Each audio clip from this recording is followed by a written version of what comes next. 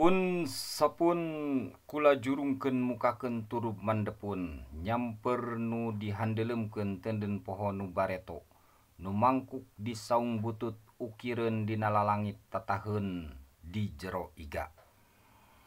Saur Prabu Siliwangi,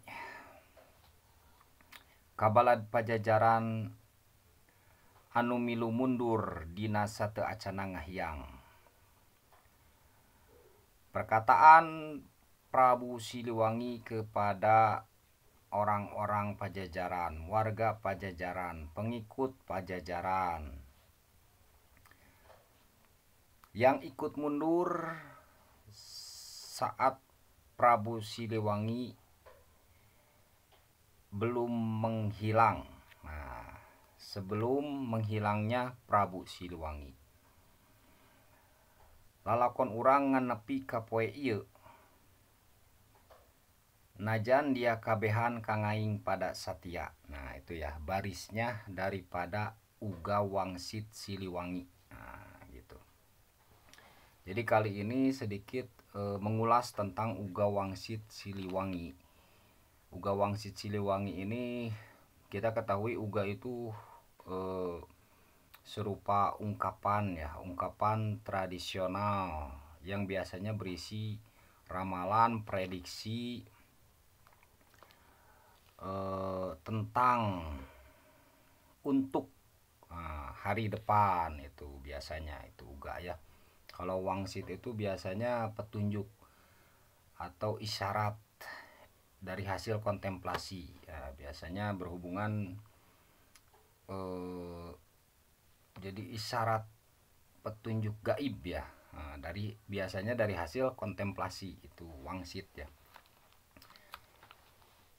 Nah, Siliwangi di sini adalah tentunya Raja Pajajaran. Hanya saja yang mengucapkan, yang mengatakan Uga Wangsit Siliwangi di sini mungkin terdapat perbedaan. Yang memberikan pesan ya dalam Uga Wangsit Siliwangi ini itu mungkin ada perbedaan. Ada yang mengatakan adalah Sri Baduga Maharaja, yaitu yang waktu kecilnya bernama Raden Pamanarasa atau Prabu Jayadewata.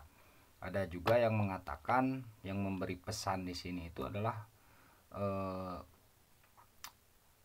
Prabu Ragamulya atau Surya Kencana, atau dalam naskah lain kalau saya tidak salah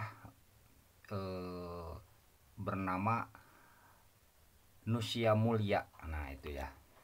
Nah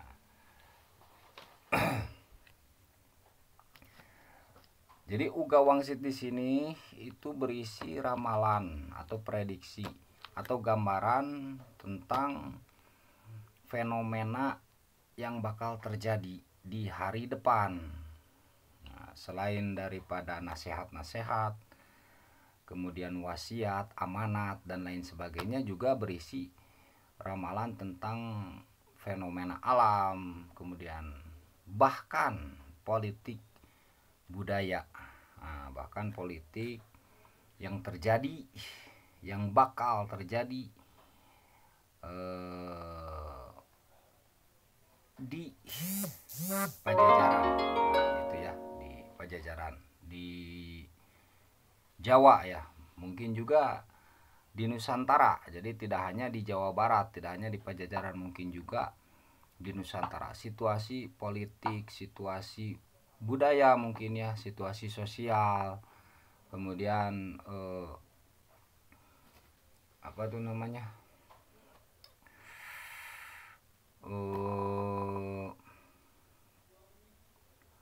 apa yang harus dilakukan, bagaimana mengantisipasinya. Nah, gitu ya. Itulah di sini terlihat kebijaksanaan dan kerendah hatian Prabu Siliwangi ini. Nah, terlihat ya bahwa Prabu Siliwangi ini memang raja yang sakti juga bijaksana, terlihat ya. Lalakon urang nganepi ka poe ieu. Nah, perjalanan kita hanya sampai hari ini, hanya sampai di sini. Itu kata Prabu Siliwangi. perjalanan kita hanya sampai di sini, hanya sampai hari ini. Najan dia kabehan kangaing pada Satya. Nah, meskipun kalian semua setia padaku. Nah, begitu. Jadi sebelum menghilangnya Ngahyang itu menghilangnya Prabu Siliwangi ini memberikan pesan, memberikan amanat. Jadi perjalanan kita hanya sampai di sini. Ngahyang itu yang belum paham tentang Ngahyang itu menghilang tanpa jejak istilahnya. Nah, Ngahyangnya Prabu Siliwangi ini Sri Baduga Maharaja ya.